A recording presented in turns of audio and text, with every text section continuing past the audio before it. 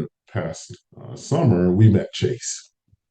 Uh, and when I met Chase, he was telling me a little bit about his research, and I was like, Chase, you have to come and speak to us in our lecture series. We have to hear about your work, and we have brought that to fruition. So we have successfully gotten Chase here in our lecture series.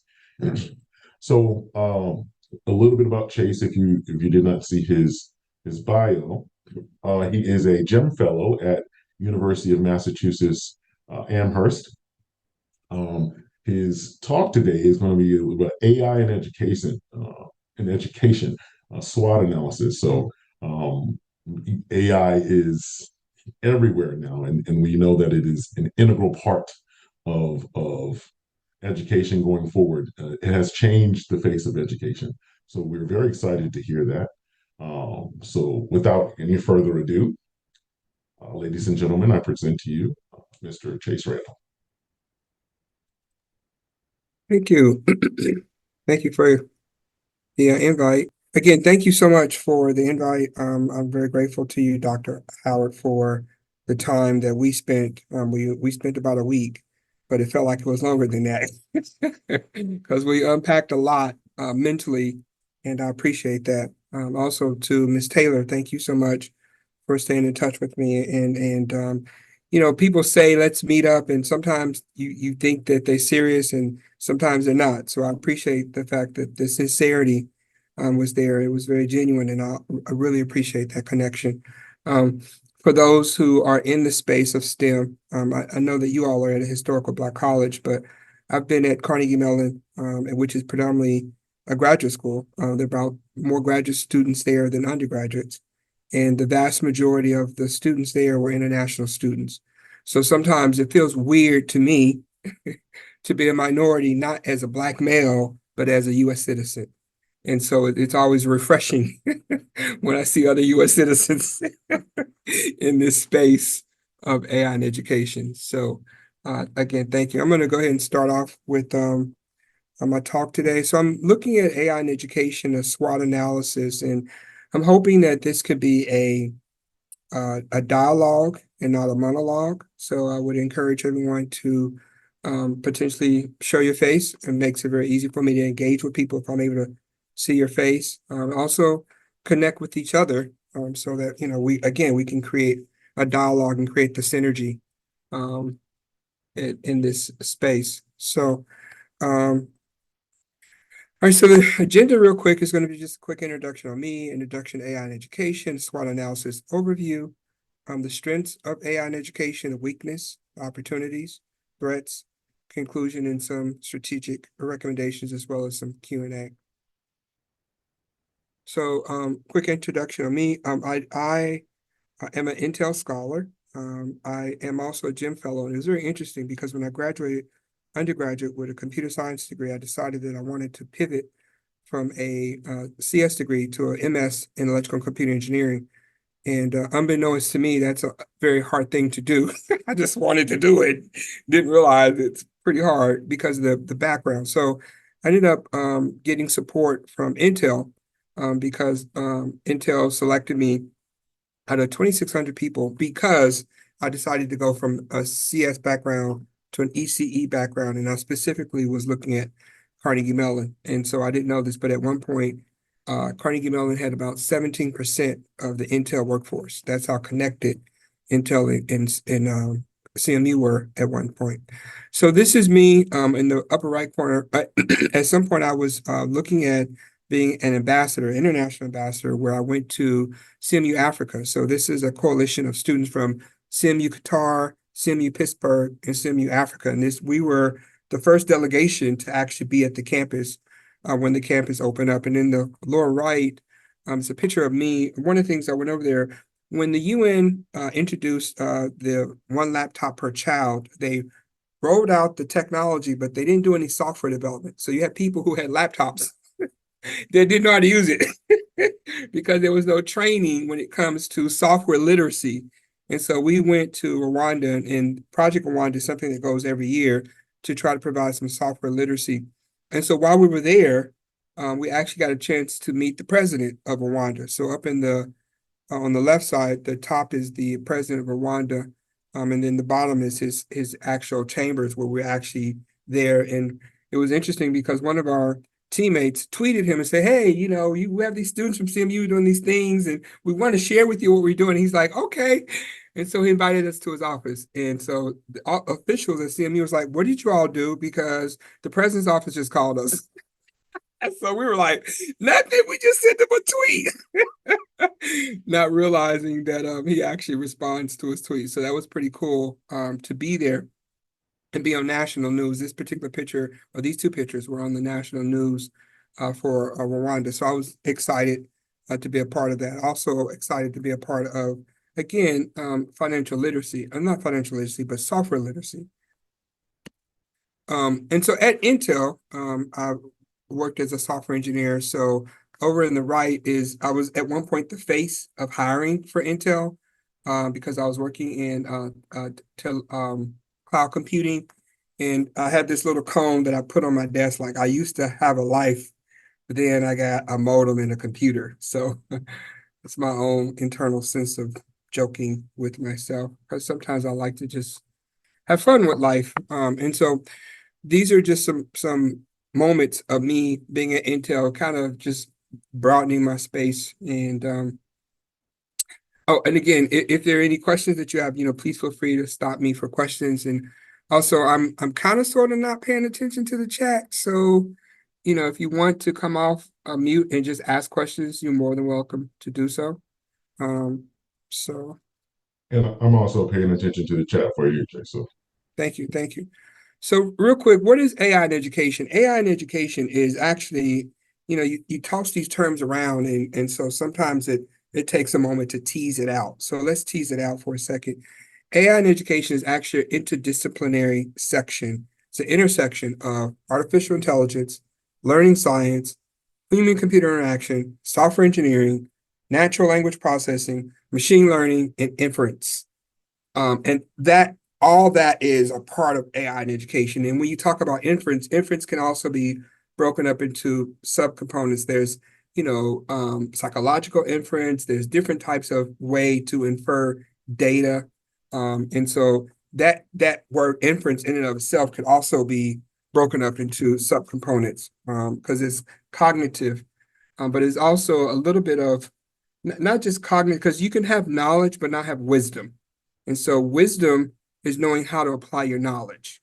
And so that's a component of inference, if that makes any sense. So when we talk about AI in education, we're not talking about AI education. This is the blob that I'm referring to.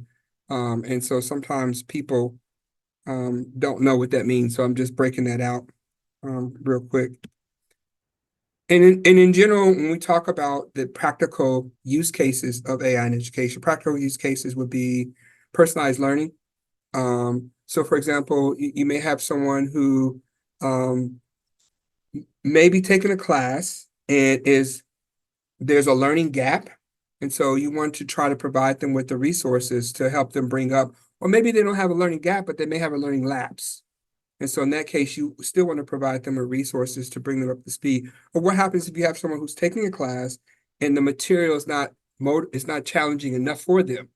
And so they may need some extra challenging work to better master the content, because they're looking at corner cases. They're not looking at the majority of cases, but they're looking at it from a corner case perspective. And so that's not necessarily something that's taught in the classroom. Most of the times, if you look at a Gaussian curve, 80% of the content is geared towards 80% of the class. And so you have the personalized learning could potentially handle the intels of the Gaussian curve. And a component, if you step up to personalized learning, will be intelligent tutoring systems.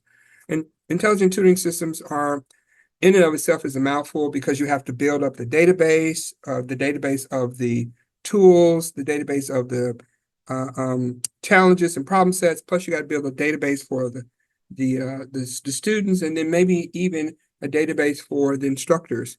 And then predictive models. So what happens a lot of times with predictive models? So sometimes when a person is taking or doing an exam, the question becomes, there are two ways to deploy the solution. One is step-by-step solution deployment, and the other one is just level-wide. So if level Y would be 1 + 1 = 2, that's just, you just see it. Step by step would be 1 + 1 equals. And so in that point, if you do step by step, you're able to kind of drill down and figure out exactly where there could be a disconnect. Is the problem the person doesn't understand the concept of one, or is the problem the person doesn't understand the concept of addition, or did the person just make a numeric error and came up with 1 + 1 = 3 when they really meant 2? And so when you do step by step drill down, it allows you to kind of really tease out the learning model that the student is having. And then when it comes to educational content making, again, AI, we see this a lot. When COVID happened, a lot of us had to transition to being online. And so now it makes more sense. Prior to COVID, it was just this fantasy world where people were doing adaptive learning online. And now it's actually a real world thing. And so the question becomes, when the person gets the adaptive learning tool or access to the content, how can they be more engaged with the content so that it sticks to them, if that makes any sense? And then you also have the intelligent evaluations. And this is when you have you're taking the pedagogical structure and you're coupling it with machine learning algorithms, and then you're also coupling it with user-centric design principles. Sometimes as software engineers, for those of us who are software engineers and design, do coding, sometimes we create software packages based on what we think the user wants to use. And the mental model may be different. I'll give you an example. So when Uber first came out, people thought of Uber as a taxi service. And there was no concept of what rideshare was. And so through the course of time, we've actually had to build out a body of law that actually talks about ride sharing. So that's the concept of Uber. But even with that in mind, people still think of Uber as a transportation company. That's their mental model. But in reality, Uber says, no, we are an app. We're not a transportation company, we're an app. So when it comes to user-centric design principles, sometimes you really need to unpack the person's mental model so that you can understand the use case of that particular whatever use case the customer or person maybe uses. Another example is, no matter what document you're looking at, you presuppose that if you press Control F, you're going to be able to search through that document. That's the mental model, whether you're on the website or you're in some type of word processing document. Using Control F is just a mental model to search for a particular term.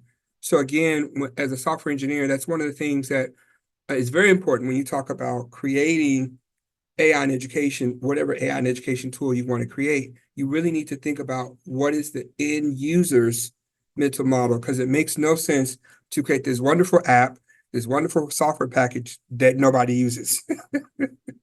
That defeats the purpose. So what exactly is intelligence? So, some people think, for those of us who watch Netflix, that when you see a Netflix movie, it says, because you saw this movie, you might like this.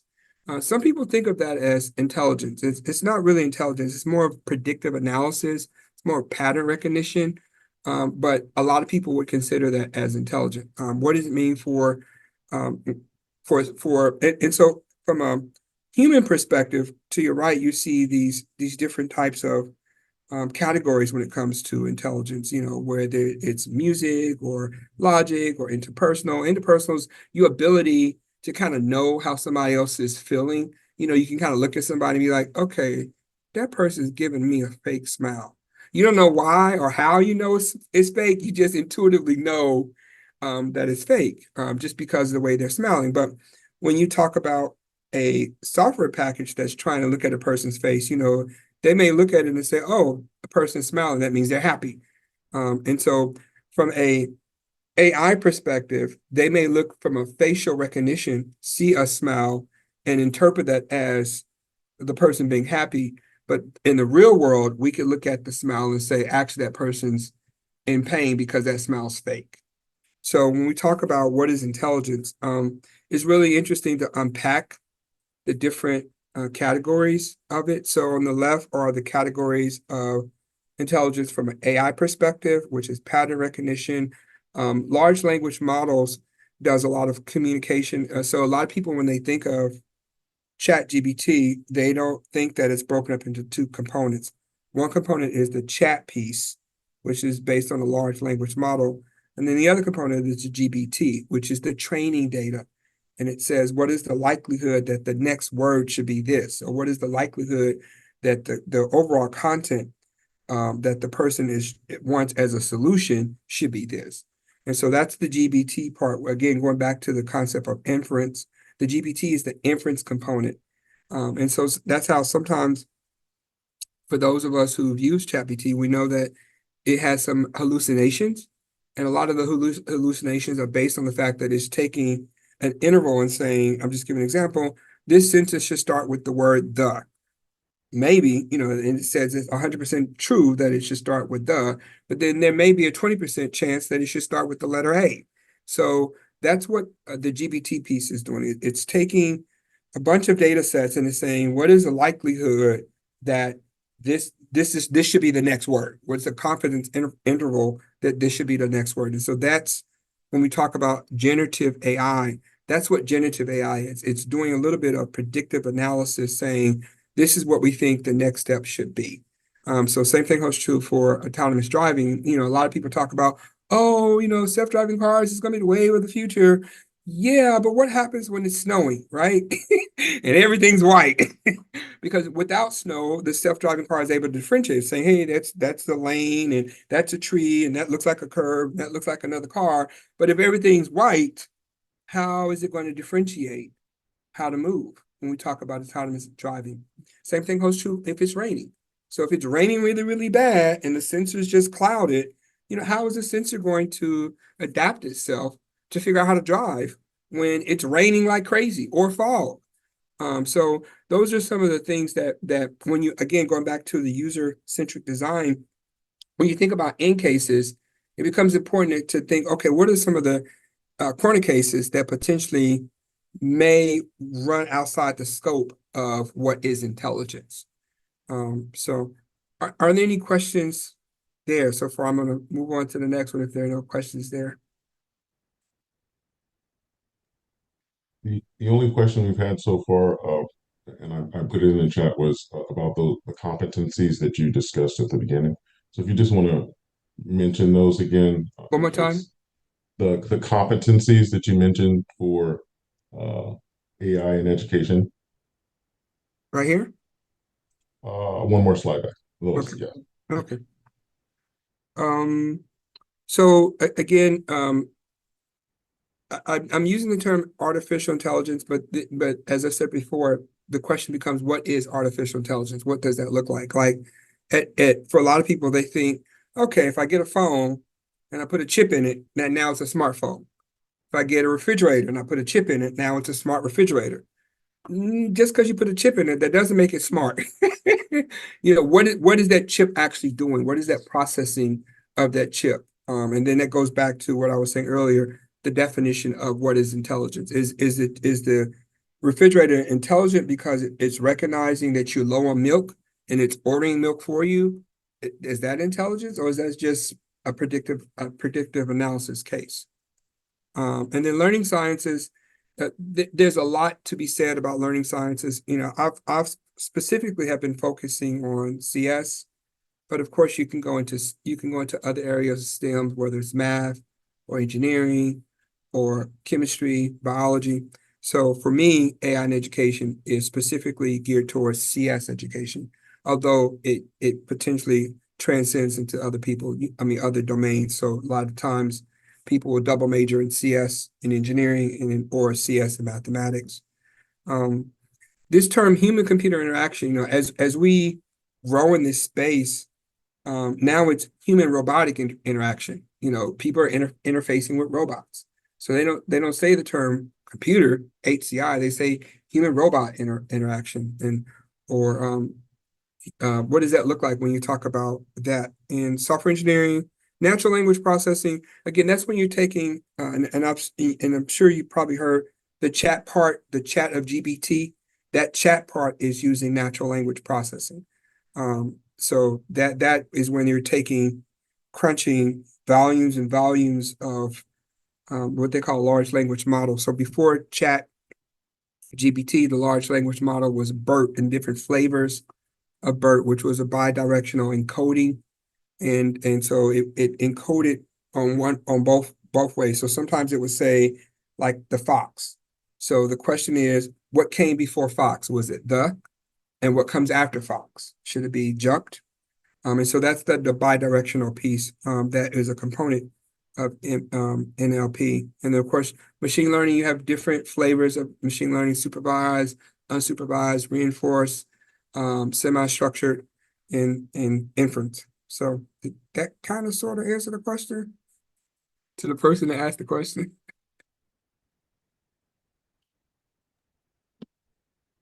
Yes, I believe you're doing an excellent job. All right, thank you.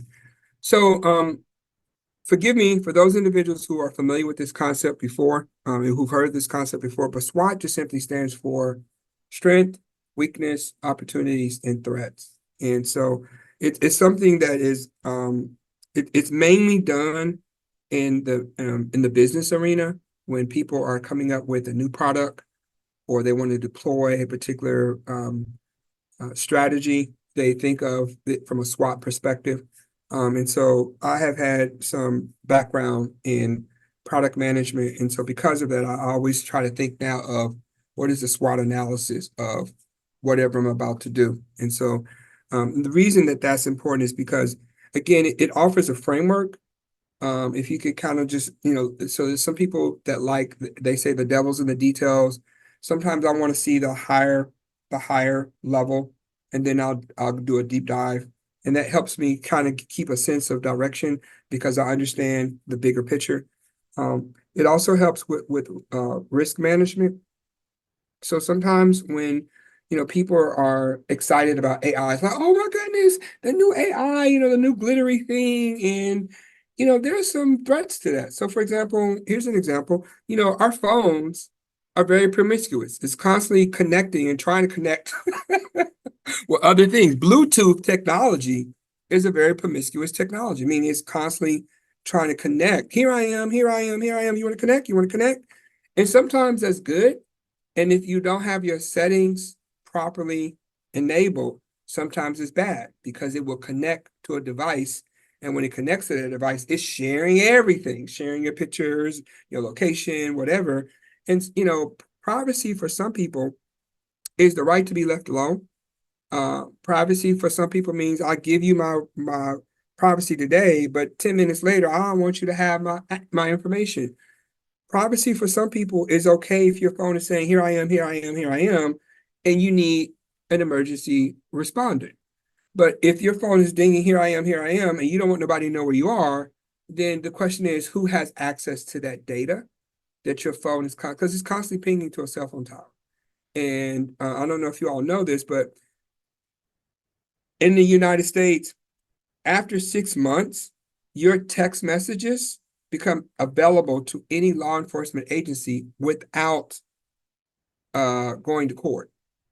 So some people don't realize that, within 6 months, they have to, of course, go to court and get a search warrant to get access to your text messages. But if your text messages are older than 6 months, law enforcement does not have to go get an order for that. And that's just the way the law is set up. And so, for some people, they don't care if someone's accessing their text messages from 6 months ago. But in other cases, you might care, depending on the nature of the situation. And so, again, when some people think about AI in education, or they think about AI in general, they look at the nicety of it, but they don't necessarily think of the drawbacks. And so the SWOT analysis allows you to kind of step back and look at the drawbacks. It also helps with enhancing collaboration so that if my reference point and what I'm saying is a strength and what I'm saying is a weakness, then it potentially helps you out because you can say, okay, well, this is how he's defining strength. This is how he's defining weakness. And I'll give you another example. If you have a concept of what it means for somebody to respect you you instantaneously have a concept of what it means for that person to be disrespectful to you. If you have a concept of what it means to be happy, you instantaneously have a concept of what it means to be unhappy. So there's some duality, and many times when we talk, we say I'm happy. We don't necessarily unpack that happiness. Whether it's I'm happiness rate 10 or I'm happiness rate 1, we just say we're happy. Nor do we unpack the fact that we're happy relative to the points that we think we're unhappy. The times that we felt that we're unhappy, and so SWOT analysis allows you to kind of balance things out, especially when you talk about technology that is very disruptive. I mean, 2 years ago, ChatGPT didn't exist as a market product, and now it's out there. And another 2 more years, other stuff is going to be exploding. You have Intel developing chips, you have NVIDIA developing chips, you also have Microsoft and Google and a host of other companies that are out there developing products to, again, crunch data. And the reason for that is because we're never going to have less data. We're always going to have more. It's like more and more and more and more data. One of the projects that I was involved with when I was at CMU is we were doing what's called crowd sensing data. And crowd sensing data just simply means we put a bunch of sensors throughout the campus. I think we had like 30 sensors throughout the campus. And the question became at 10 o'clock in the morning, if there was a heat map for this location, what is the likelihood that at 11 o'clock, half of those people at that heat map will go to a different location? And that became an interesting shift to think about data from a time series perspective. Because what happened in many cases, due to privacy concerns, we couldn't get the actual serial number of the Bluetooth device because we were tracking people via their Bluetooth device.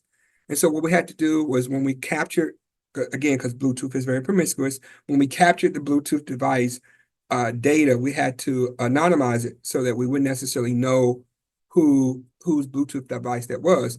But then what we discovered is that sometimes a person had more than one Bluetooth device. They may have a phone and a headset and a laptop, and and it was like interesting because that actually threw the data off a little bit because someone who had 4 or 5 Bluetooth devices may be heavier indicated in the heat map and throw off the data a little bit just because they had so many devices on them, and we're specifically tracking Bluetooth devices. So my point in saying all that is that when you're doing a SWOT analysis, it helps you kind of think of the opportunities and threats that potentially come with specifically technology, because it can be very disruptive and it can be very engaging and it can be very uplifting, but it also has some potential threats. And so it makes sense to also think of that when you do that. So from my perspective, again, this is me having a sense of a dialogue instead of a monologue. So, I mean, each one of these strengths, I could have created a slide for each one of those. That would have been 4 slides. Same thing holds true for weakness. Same thing holds true for opportunities and also for threats. But I wanted to kind of just open the floor up to see if there's anything in here that jumped out that someone wanted to talk about. Can you all see the slide?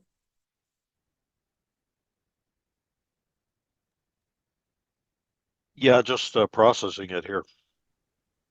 It is a lot to unpack. I agree. I've been doing this for 7 years, and somebody said to me, "How do you keep all this in your head?" Especially when you talk about combining the different disciplines. So I have a comment. Yes, ma'am. So I think you're centering this in education too, right? Am I right that? Yes, yes. Yeah. And when you think education, I'm in the K-12 space. Are you thinking K-12, higher ed? Yeah, and it's interesting because I'm actually looking at the entire spectrum. The entire spectrum. So yeah, so just a quick, it's a comment more. I'm a little, just being an educator and working in the policy space, but also coming from a research practitioner background. This is quite a bit. And it's just jam-packed of information that I think we do not know in this profession when I think of the decision makers writ large. And I'm speaking broadly now, and clearly people go to classroom teachers, but we're thinking of people who are making decisions every day, actually, around these. Any insights on what is being done, should be done, if you are speaking today, for example, to a US policymaker at any level? It doesn't matter, you could go local, state. What might you say with all this information you're giving us that we just don't know, I don't think? Yeah. It's interesting because I when Congressman John Lewis was alive, he was one of the persons who I would constantly go to, in part because he was attuned to civil rights. So some of the concerns that you're bringing are very much under the umbrella of civil rights. I know that when I'm from Atlanta, and when the scraping, so I've scraped websites before. And scraping website means you just go and pull data from the website. So at one point, I was testing the ability to scrape a website because I was concerned about being tracked.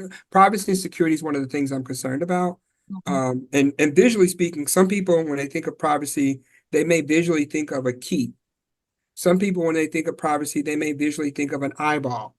Some people, when they think of privacy, they may think of a bathroom, right? Because when they go to the bathroom, and so either one of those visual representations still represent privacy. Same thing holds true for students. You have lifelong learners, and you have those individuals who are pre-K. I have a cousin who, at the time, she was 10 years old, and she did not know how to cursive write. And I asked her, well, how are you texting folks? And she was using voice to text. Was like, whoa, I didn't grow up with that, right? But that's how they have used technology now from an adaptive perspective. And so, what am I saying? In Atlanta, they were using facial recognition software. And when it first came out on the scene, and the reason facial recognition software it was so popular is because people love to post their pictures on social media. And so you scrape a social media website, whether it's Facebook or Instagram, and you scrape all these pictures, and now you have a database of faces. And when law enforcement want to figure out who you are, they just go to that database and so, now it's harder for companies and individuals to scrape websites. But 4 or 5 years ago, you just create a Python script and you go from website to website and just scrape it. I mean, at one point, I scraped the Federal Reserve websites. I just went and scraped all of them. And I got flagged because I'm scraping a government website, right? And it threw my script off because it knew that I was scraping the data and it stopped it. So to answer your question, it's going to take a little bit of knowledge once we get in this space, because you don't know what you don't know. A lot of people don't know that when you walk into a building, 9 times out of 10, if you look up, you're going to see a camera. And I know a lot of people don't know that when you go to like Las Vegas, and you go to a casino, those cameras are facially recognizing who you are, and they're connecting that with your online profile. So like, for example, one of the things I discovered through my research is that when you shop at an Amazon website, Amazon puts a 1-by-1 clear pixel on your monitor. And they do that so that when you go to different other websites, it recognizes that you are an Amazon shopper. And because the pixel is clear and it's so small, you don't know it's there. So it's not a cookie, it's a pixel that's on your screen. And so, from an advertiser perspective, as my grandma used to say, there's no such thing as a free lunch. And so most of the times, if someone's, as far as social media, if they are providing you with access for free, it's because they're gathering data on you. And one of the things I've discovered is when you attempt to hide yourself, they then start fingerprinting your device. So they'll say, oh, this person is using an Apple and it's got this Apple and it's got that Apple and it's got this operating system. So now they may not necessarily know who you are because you've asked to be deleted. You've asked for your profile to be deleted, but your device has now been fingerprinted. So as you move from website to website, they still create a profile on you, but they just create a profile on your device usage. And so that's an interesting dynamic because again, we don't know what we don't know. And some people, once they are aware of the privacy violation, they're concerned. But as long as they don't know, and they're not concerned. And so at some point, from a policy perspective, and you'll see this come out more and more, Section 203, and that's when the federal government is saying to social media companies, and it's actually happened recently in New York, we need you to be a little bit more diligent and because it can be addictive. You know, you go down a rabbit hole and 2 hours later you spend an hour on TikTok and didn't realize that you did. So they, meaning a lot of policymakers, are asking people to the social media companies to be a little bit more mindful because they design it to be addictive. And I'm gonna say this and then I'll open the floor up again. Back in the day, this thing 5-10 years ago, when child pornography first raised up on the scene as a big deal, the question became, where did the crime occur? Did the crime occur where the child's picture was taken? Did the crime occur? Because if I'm in Atlanta and you're in New York and the server is in DC, did the crime occur in New York where you're located? Did it occur where the server is because they had to travel? Or did it occur where I was in Atlanta? So where exactly was the crime as it relates to child pornography? And that happened a lot of times with a lot of jurisdictions. It was like, well, what law enforcement agency actually has jurisdiction over this particular crime that happened in the internet space? What is the internet? What does it look like? What is cybersecurity? When you talk about cybersecurity, what is the definition of cybersecurity? There's no working definition. Well, there's a working definition, but it fluctuates depending on who you talk to. It fluctuates depending on who you talk to when they say, what is the internet? So, any other questions? I'm sorry, I jumped to another. I know this is dense and I apologize, but I was trying to create a dialogue instead of a monologue because I didn't want to just sit here and just go over things that some people may not find interesting. So does anyone else see anything in here that jumps out at them? So I wanted to ask, what do you think is the greatest component of each one of these categories? So you have a number of things in each category, but what is the most significant? What is the most significant weakness? What's the most significant strength? Mm-hmm. So on and so forth. So to me, they all have equal standing. I think what really matters is the end case, meaning the user, because some users, again, we go back to the example of happiness. Some users, when they think of happiness and what makes them happy, sometimes they get unhappy because they'll remember those moments that they were not happy, and they'll feel bad that they're. And same thing holds true with some of the. So for personalized learning, the difficulty so personalized learning can be a good thing to do. A difficult would be how do you the bandwidth to personalize. I mean, if you have a student who is bored, are they bored because they don't understand the concepts, or are they bored because they want to be challenged? So when it comes to personalized learning, there's a spectrum that needs to be considered. And when you talk about, for example, the internet, we know that there are certain communities that don't have access to the internet. We know that there's in some spaces, people have to fill out a college education on their smartphones because they can't, or they had to go to a library because they don't have internet access at home, or they don't have a laptop at home. So they have to now use their smartphone to fill out a job application.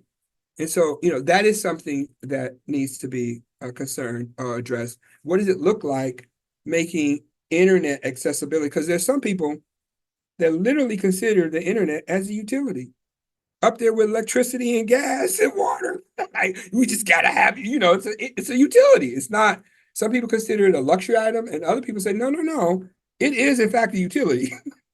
So it really depends on, I guess, the user perspective, which is why I just kind of put it out there, because they all, depending on how you look at it, is the glass half full, is it half empty? It could change your perspective. And so again, my whole point and putting this out there was just to kind of look at it from an overall perspective, an overarching perspective. I mean, certainly like oh, I didn't say this, but I'm on here at UMass Amherst, I'm on the committee to create a task force to create a generative AI policy for the entire university.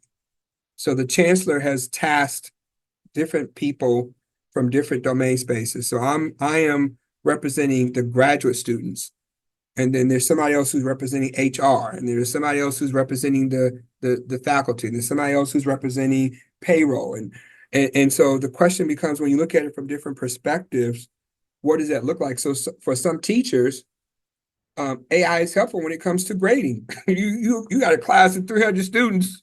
It's easy if you just feed it into some automated system and let it grade the papers for you. The downside of that is if you're an English professor, you're trying to track, did somebody plagiarize? Some of that is easy to use as far as plagiarism, and some of it is not. So what happens if someone's using Grammarly and they're using it from the perspective of improving, like English isn't their primary language? So now they want to use it because they want to understand. I have a friend, when I used to talk to him, he would say, Chase, talking to you in English hurts my brain, because English isn't his first language. So he had to think in another language and then translate his thoughts to English. And even though, him and I had very engaging conversation, it was a headache for him because English wasn't his primary language. Anything else that jumps out for anyone else?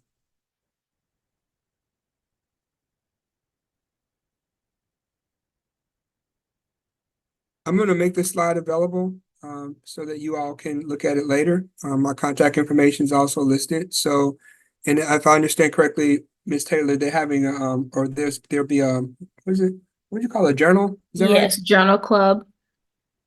So if between now and the journal club, if something jumps out, then we can unpack it and tease it out during the journal club. As far as conclusions and recommendations, there are a couple of things going on out there. First of all, I want to acknowledge that OpenAI created a university collaboration. It's the first time that this has ever been done, and they created a university collaboration with ASU. And so there's an opportunity for OpenAI to potentially expand out to other universities. I don't know what it looks like for Bethune from Bethune-Cookman, but I'm just saying that we know that has happened. So if it happened for ASU, it could potentially happen at other institutions as well. And if not with OpenAI, there are other entities out there. There's Microsoft, there's Google, there's a host of other people, because just like, I'll say this. So GPS was created by the DoD, the United States Department of Defense. And they sent all these satellites out to track the whole world. And so at some point, the US got pissed at Russia and they denied Russia access to satellites. And Russia was pissed because they didn't have access to GPS and they needed it. So Russia turned around and sent out their own satellites so that they can have GPS. It's not as advanced as the United States, but nonetheless, they do have GPS capabilities. The same thing happened with India. India did something, the country did something that pissed the United States off, and so the United States blocked their access to GPS. And so now India sent out satellites, so they have access to GPS services. So where am I saying? I'm saying that just like OpenAI and ASU have creating collaborations, trust and believe other entities, whether in China or India or Russia, are also doing the same thing. And I will also be amiss by not pointing out, when we talk about emerging technologies, there's also this concept of emerging markets. And so one of the quiet secrets as far as emerging markets go is the continent of Africa. Because we know that population is there. We know that population is not going to get less. It's going to be explosive. And we know at some point they're going to want to use the internet. And so the question becomes, how does an African country, whether it's Rwanda, Nigeria, Ethiopia. So how do they build out their internet infrastructure on par with what we experience in the United States? One of the things that happened when I went to Rwanda, which blew me away, I told somebody I need to go to the bathroom, and they gave me a gallon of water to take with me to the bathroom. And I was like, what am I supposed to do with this? I didn't realize that they don't have running water in their bathrooms. I mean, things that we just take for granted, we just don't think about it. So same thing holds true for the internet. I mean, we just presuppose that if we go to a McDonald's or any establishment, we can just pull out our phones or our laptops and have access to Wi-Fi. But out of Africa, I think there are 54, 56 countries. Of those countries, only 4 or 5 of them have a quote unquote internet infrastructure. And when I say internet infrastructure, I mean bare bone. In Kenya, their source of internet is using a smartphone. And so they buy their minutes on the smartphone. So they're buying minutes not to talk on the phone. They're buying minutes for internet access. So that is something for those individuals who are thinking about what does it look like, because the technology is here to stay. And the question becomes, how do you as an individual position yourself to take advantage of it so that it gives you the use case for a comfort level that works for you?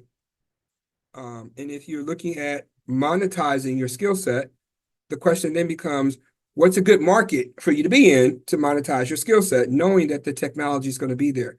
So there's potentially a one-to-one mapping between your skill set, technology in the market, right? You could be a wonderful person, wonderful uncle, auntie, cousin, whatever, but the market value is what do you bring to the market? What is your asset that you bring to the market? Not your asset as a valuable individual, but your asset as far as marketability. And I would dare say that harnessing technology and thinking about emerging markets are some things that will be helpful, because you have to remember, the position that we're going to have 5 years from now hasn't even been created yet. It's about to be created. So I know that you all have been exposed to the Open Learning Initiative. There's also, and that's with Carnegie Mellon, there's also another component, and that's the cognitive tutoring, tutor authoring tools. And this is a GitHub depository where you can, if you want to create or play with creating some intelligent tutoring systems. Again, what is intelligence? It gives you that access. It's open source where you're able to do that. So Open Learning Initiative is more so from a teaching perspective.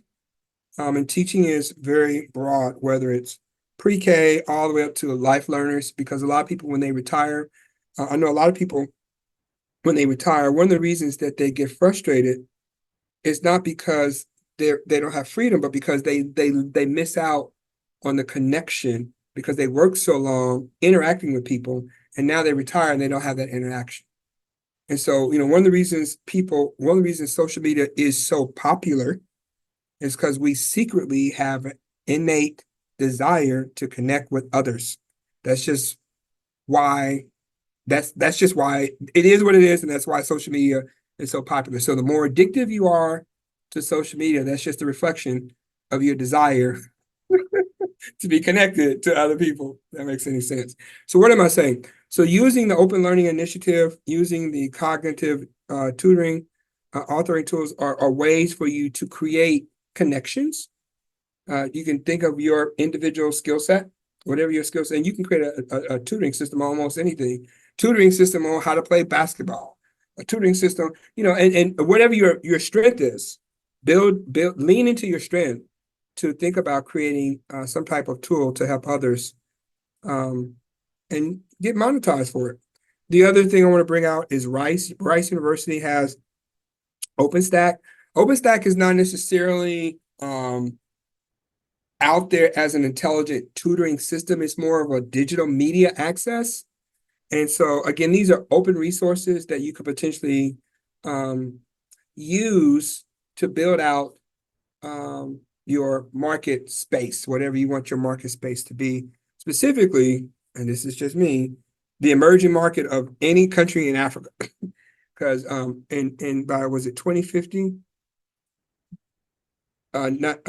Nigeria is expected to be the most populated city, passing out Beijing, passing out New York, because of what's going on there.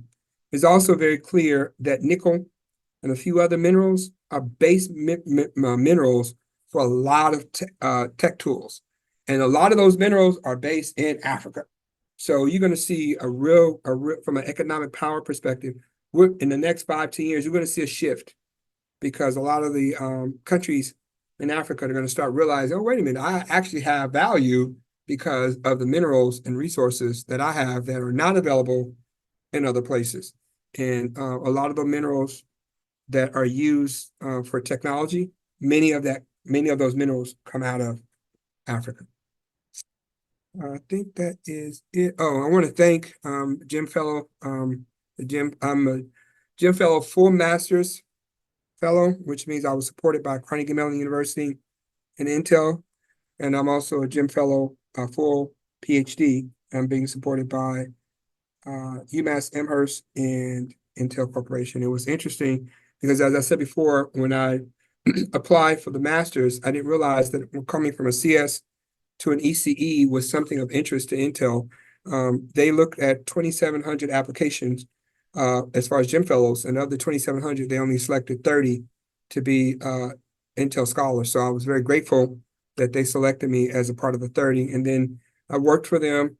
And then at some point I said, I want to get a PhD. And they're like, we already supported you for your master's. And I said, yes, you did. And I'll be more valuable to you if you give me a PhD. And so I'm grateful that they see value in me. And I'm also grateful that you all see value to even hear me and let me speak today.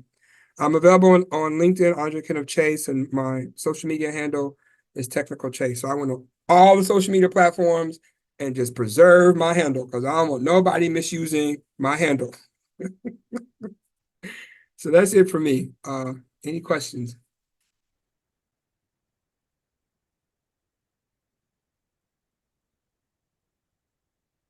Is my English okay? This was a very insightful talk. Thank you, Chase, for sharing your information with us.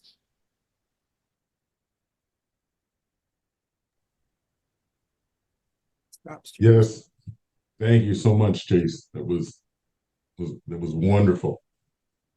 And so to kind of advertise for the network as well. So one of the things that Chase was speaking about was the cognitive AI, the cognitive tutors. And so one of the things that we are trying to do here in the network, you as faculty and educators, we are trying to bridge the gap between the two. So have you, as education and as Chase so eloquently described, as AI becomes more and more prevalent in our society and in education, we are trying to get educators on the forefront of developing these tools and implementing them in your classroom so that we can utilize them and be on that forefront. So if you are interested in any of that and incorporating these components into your classroom and specifically developing them, we are excited to have you here in the network. We would love for you to join. And we are steady growing, and I'm ecstatic for this process. Dr. Butts is also here. She is the other director. We have a number of members that are already a part of the network here. So if you are interested, please go to the website. It is bit.ly/HBCU-SOLN. So if you registered, you likely went to the website. So please go back, and we have all of our lecture series are recorded. They are uploaded there on the website as well as available on YouTube. And thank Ms. Tyrese Taylor for her wonderful actions in that. And one other advertisement. If you would like to continue this conversation with Chase, we will be advertising for a journal club series where Chase has provided us with a series of journals that he thinks is imperative for us to understand in our understanding of AI in education. And so in that journal club, we will all be a part of it and choose one of those articles, briefly present it, and then we can have a further discussion about this topic. So please be on the lookout for that. We expect to have it in the next 1 to 2 weeks. And you can register for it the same way that you registered for the lecture series. It will be available on the network website. I will also be sending out email notifications as I did for the lecture series. So please join us for that. And we're excited to see you. Also, I just want to do a shameless plug for people to connect with each other. Sometimes the value in a particular situation is your net worth. So I always tell people your net worth is equal to your net work. So that's why I'm even here, because I networked it. No, just want to encourage. Absolutely true. That's absolutely true. I'm practicing what I preach. Yes. Well, thank you so much, Chase. We really appreciate, and we will definitely be having you back. We're looking forward for you to be a regular here in our lecture series. Thank you. Thank you, everyone. Have a wonderful day. And like I said, please be on the lookout for our advertising for our journal club and for our additional lectures in this series.